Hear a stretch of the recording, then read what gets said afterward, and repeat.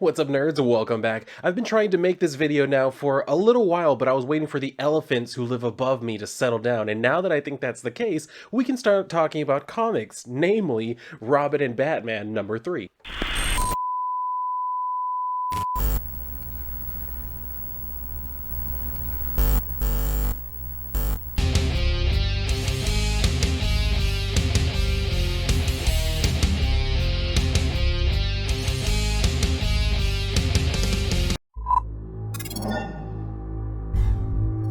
So this is actually the last issue of this particular limited series, and I gotta say, I've enjoyed it from the beginning all the way through to the end. It's actually a pretty good self-contained story. I'm not gonna lie about that. So let's just kind of get into what we have here. As you can tell from the cover, this is very much dealing with Robin fighting against Killer Croc.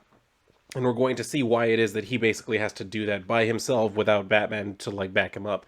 So we kind of start out here where he's just kind of talking, again, he starts out all of these things just kind of like reminiscing on the past a little bit as we kind of get like the setup for the whole thing. He's talking about like being scared is for kids. Since my parents died, since I met him, Batman, I've spent most of my life trying not to let it pull me down, not to get lost in it. But that fight, that struggle, it's exhausting. And now I finally know, it's so much easier once you give into it. If you just stop struggling and let the darkness surround you, you'll see it's not so bad after all. There was a time when I thought I'd lose myself if I did that, that I wouldn't be able to see who I was anymore. I wouldn't be able to see mom and dad anymore. But now I know that if you just let go, just let yourself fall into it, you can actually find out who you really are. I'll never be afraid of the dark again. So that brings us to this where he says, instead, it's the rest of them who will be afraid of me, because we see where he's finally fully stepped into the role of being Robin. He's here with Batman. They're fighting against just some generic criminals or whatever. And instead of like the last time where Batman had to come in and kind of basically tell him like you weren't watching all sides, like you almost let one of them sneak up on you, this time Batman is kind of trying to do that to him again, but this time there's someone sneaking up on Batman. So Robin throws a battering and hits the guy in the face. He's like, "Yeah, but you're not watching all sides this time." How did it go? He was like, "Don't be myopic, see." And he was like, "Yeah, the whole picture, I do, but do you?" And that's when he throws the thing and like hits the guy behind him. So that he basically tells him like, don't get cocky, did you leave any conscious? And he's like, yeah, this one, he'll tell us, basically what we need to know. So he starts trying to interrogate the guy, and he starts like punching the shit out of him as he's like asking him questions and shit. So we kind of like intercut that on the next page with him still punching the guy, and then where Alfred comes into his room.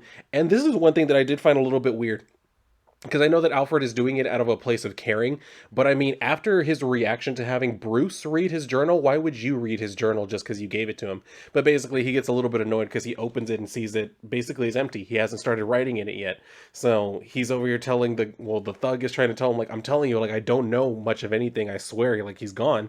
So then Alfred picks up his Robin costume and sees that it's like blood splattered, and we can see why exactly that is, because he was beating the shit out of this guy, and basically it was Batman who finally had to tell him like, okay, that's enough, like he obviously doesn't know anything else, you're not going to get anything else out of him. So he says he's had enough, Robin. And that brings us over to this next morning after, I guess, Alfred has cleaned Robin's suit and shit like that. So he comes over and is telling Robin basically like, you need to be getting ready for school. And he was like, wait, what's today? He's like, it's Monday morning. He's like, hey, you know what, I'm just gonna skip class, I don't need to go. And so Alfred's trying to tell him your extracurricular activities can wait until after school and after your homework, Master Richard. Don't you agree, Master Bruce? And of course, Bruce isn't listening, so he says it again. He's like, I say, don't you agree, Master Bruce? And he's like, what? Oh, let him stay home if he wants. This is more important than whatever they're teaching him at Gotham Academy. So this is where he gets all pissed off. He's like, no, he's not going to do that. He's like, they've already been questioning your efficacy as a parent as it is. So if you let him skip class, this is not going to reflect well on you or him. So Bruce tries to fire back by saying he's not normal, Alfred. We never will be. He's special. He's like, well, he can be special after school. And the next time that his like costume is all covered in blood, you can be the one to clean it. He throws it in his face and walks out. So of course, now that he's been yelled at by the wife, Bruce is like, all right, go get ready for school. And he's like, what? And he's like, no, no buts. Go get ready for school. You need to go and shit like that. So he's like, it's not fair. He's like, yeah, nothing is. See, you're already learning. So this is where we go over to him. He's now at school. And of course, he's just kind of still like stuck in his own mind, still kind of like ruminating on catching Killer Croc and being Robin and all that shit. And then we see this moment where this kid actually tries to come up and like be his friend. and is basically telling him like, hey, do you play D&D? Because like I'm a DM for my group, but we've been looking for another player because there are only two of them right now. We need a third. So he's like, what are you talking about? He's like, Dungeons and Dragons, like, don't you play? Like, I see you've been drawing this like lizard monster in your notebook. He's like, what lizard monster? So he looks down and sees where he was drawing Killer Croc and shit, and he's like, oh crap, like I should have been more careful than that. Like obviously I'm being very, what would be a good word for that? He's just being very obvious about it. He's not really trying to hide what it is he's actually doing. So he basically tries to tell the kid nicely, I guess, at first. He's like, oh, right, no, I've never played. He's like, okay, because me and Norm and Alan have a game going that I DM, and we could use another player. We play Wednesdays after school in the library. He's like, oh, thanks, but I can't. He's like, oh, okay, well, we could switch to a different day if he's like, no. So the kid's finally like, all right, okay, whatever, just asking. So we see where class is about to get started and the teacher's like starting to start the lesson, but then they hear this like loud thoom, and then they hear someone yelling out in pain. So the teacher's trying to tell them, all right, like, we have a situation, but let's all remain calm. And then over the intercom, Killer Croc starts addressing Robin. Is basically, he doesn't use his real name, but he basically tells him like, you're going to want to come to the office unless you want something to happen to the principal, and unless you want me to like go ahead and reveal your identity to everybody. So this already puts him in a very bad situation. He says, but if you hide, if you run, I start breaking people, starting with your principal here. And if that don't work, maybe I tell everyone what your real name is, eh, little Robin? So of course, Dick is just like, ah, shit, I have no way to really deal with this. He's like, the only thing I can do right now is make a distraction.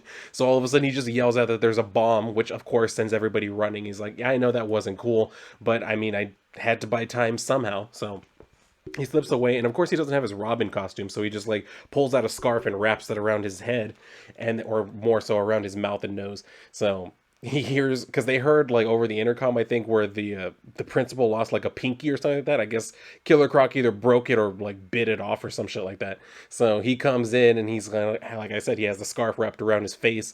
So he tries to like distract Killer Croc to get him away from the principal, but he catches him by the ankle and literally just throws his ass into the damn wall. So of course, he was lucky enough that I guess Bruce just happened to be listening, so he knew what was going on.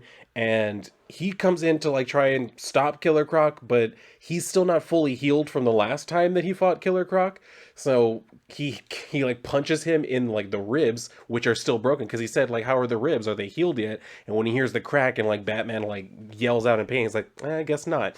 So that's enough to basically subdue Batman for the moment. And when Robin tries to like intervene to save Batman now, he throws him back. He's like, no, no, no, that's not how this is going to go. I'm going to make you watch as I kill him, just like you watched as your other dad died. So now you get to watch two of your dads die. One of those whole situations. He says, but first I'm going to make you watch him go just like you watched them. And he like jumps out with Batman. So of course, somehow he gets himself back to the manor. He walks in as Alfred is there like vacuuming and shit.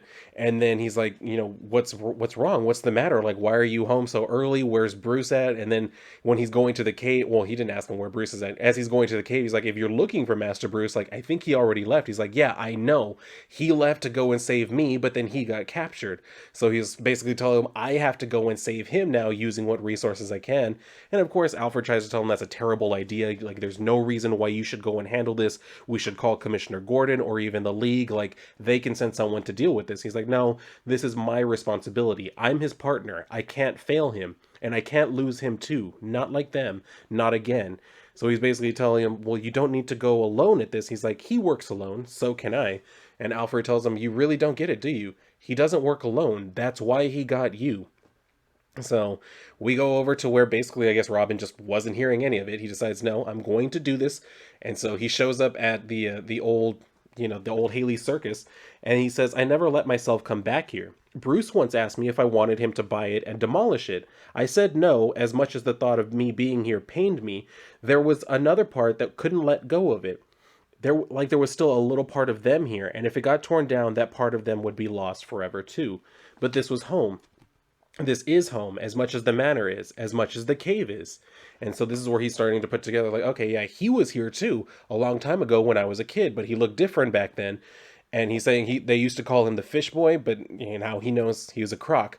So he's basically saying, I never really realized, how much misery there was here, because being a little kid and having, good parents, all he ever saw was just, happiness and joy. So he never really saw all of the darker parts of living there. So he says, and he only saw our happiness as all the while he suffered alone. So that's where he finally comes across Batman, who's basically just chained up over the tank, which is like filling up. As you can see in the background, there's like a faucet that's on, so it's slowly filling this thing up, which will eventually end up drowning Batman.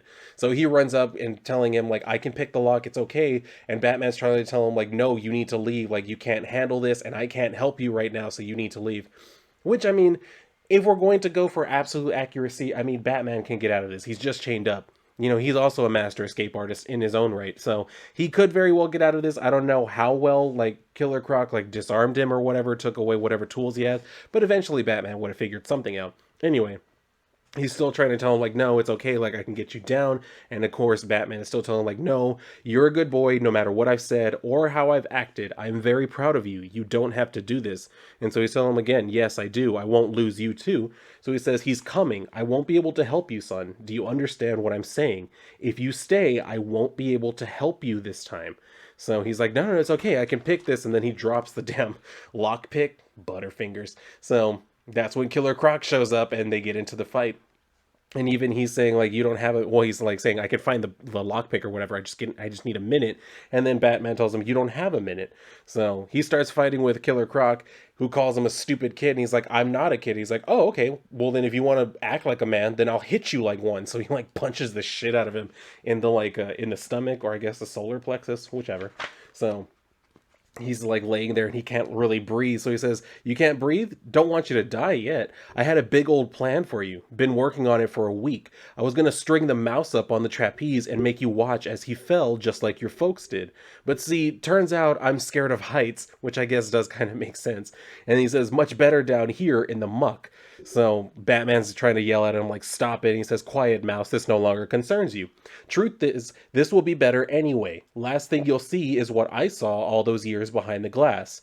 Cold and wet and alone, while the flying Graysons and all the other superstars pranced around, bathing in the applause. You know what I got instead of applause? Fish guts, which, I mean, yeah, that's pretty gross, but then again, you are a croc, so I mean, weren't you able to deal, whatever. I'm not going to question his dietary needs. Anyway, so he starts dunking like Robin underneath the water and shit. And this is where he starts kind of like having thoughts again about like the darkness or whatever. So saying like, since I met him, I've spent most of my life trying not to let the dark pull me down. And that's when like when he pulls him back up, he's like, see how cold it is down there? And then he says, there was a time when I thought I'd lose myself if I did that I wouldn't be able to see who I was anymore. But that fight, that struggle, it's exhausting. And now I finally know it's so much easier once you give into it. If you just stop struggling and let the darkness surround you, you'll see it's not that bad after all. So that's basically, kind of the metaphor for him like blacking out.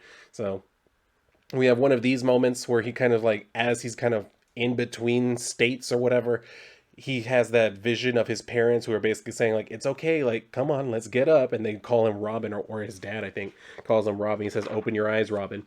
And then when he does, he opens his eyes and sees, oh, look, there's the lockpick. So he tries to reach for it, or I think he does actually manage to grab it. And then Killer Croc is still fucking with him by saying, not yet, Grayson, look, I want you to see, because now Batman's like head is basically now completely underwater. So he's basically telling him, I want you to see him die, and then I'll let you die. So he says, watch him go first. We'll watch together. And then Robin tells him like, well, the last thing you'll see. And then he turns around and stabs him in the face with, or I guess more so in the eyes, with the lockpick, which causes him to go stumbling back. And this is where he's saying, like, he basically figured out, Alfred is right, I might be Batman's partner, but I'm not Batman. I never will be, and I don't have to be. This place is a part of me, too. It's what I have that Bruce never did. The darkness, it can pull you down, but if this place taught me anything, it's that robins are meant to fly. So he kind of, like, jumps up, uses his whole, like, trapeze, expertise, I guess. I didn't want to rhyme right there, but I had no choice. He does that whole thing where he starts kicking him in the head while he's like saying, I am Robin over and over. So he eventually manages to like knock him unconscious. And then he turns around and is like, oh shit, right, Batman. So he goes over, picks the lock, gets him out. And then, they just kind of sit there hugging each other, which tender moment, fine. I'm not all that good with moments like that, but whatever. He says, "It's okay. I'm okay. You did it, Robin." And he says, "Good boy. You're a good boy." So, like I said, they just kind of sit there hugging. And then we go back over to real life where he did end up joining the D&D crew. And then they're all kind of, I guess they're at Wayne Manor because Alfred comes in. He's like, "I thought you boys might need some, fresh provisions or whatever." So he says, "Thanks, Alfred," and everything. And then he's saying, "Being afraid of the dark is kid stuff." And that's okay. It's okay to be afraid. If you let that fear in, it can show you things. You can actually find out who you really are. I don't need to be the next Batman. I can be something else, something better. And you know the best part? He says, "Now I know I don't need to be alone, and I don't have to be the dark. I can be the light. I can be Robin." So he's also kind of alluding to, I have friends with the Teen Titans and shit like that. And then, yeah, he gets to be Robin. And that's the end of the story. So like I said, overall, I do like it. As far as stories that kind of just follow Robin, that kind of center around Robin, many ways they can go wrong, but this one was actually handled, pretty well. I do have to say there were a couple things in there. Like I said, the whole thing about Batman being chained up. I mean, it's Batman. He could have gotten his way out of chains. That's not the biggest impediment for him, but I can see why. Like I said, I don't know how well Killer Croc disarmed him, so maybe he managed to take away every tool that he would have had. I honestly don't know. So that's the only little thing that I could probably nitpick there. But overall, this is meant to just be like a story kind of like showing us Robin's development in their early relationship, I guess you could say.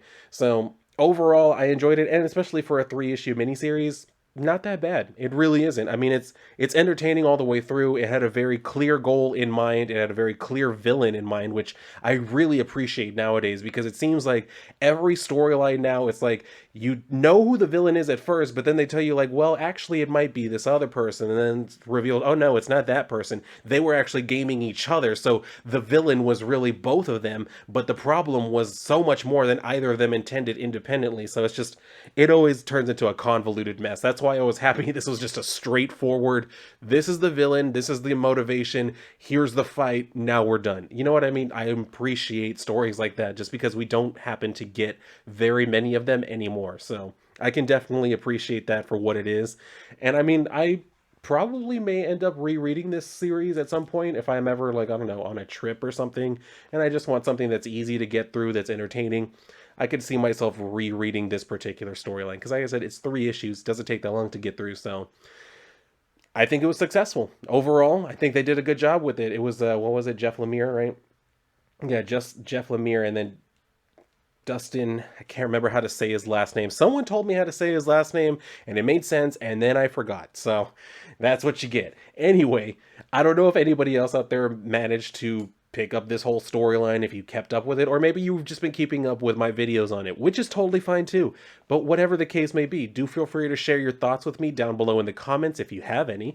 And if you enjoyed the video, make sure to hit the like button, make sure you're subscribed, hit the notification bell, that way you know when there are new videos coming out, and possibly when there are more live streams. I know people are always wondering, where are your live streams at? I'm going to get back to them. It's just, y'all, it's hard to find the time. You know what I mean? Like, I'm trying. I promise I am trying, and when I can, I will definitely be on them.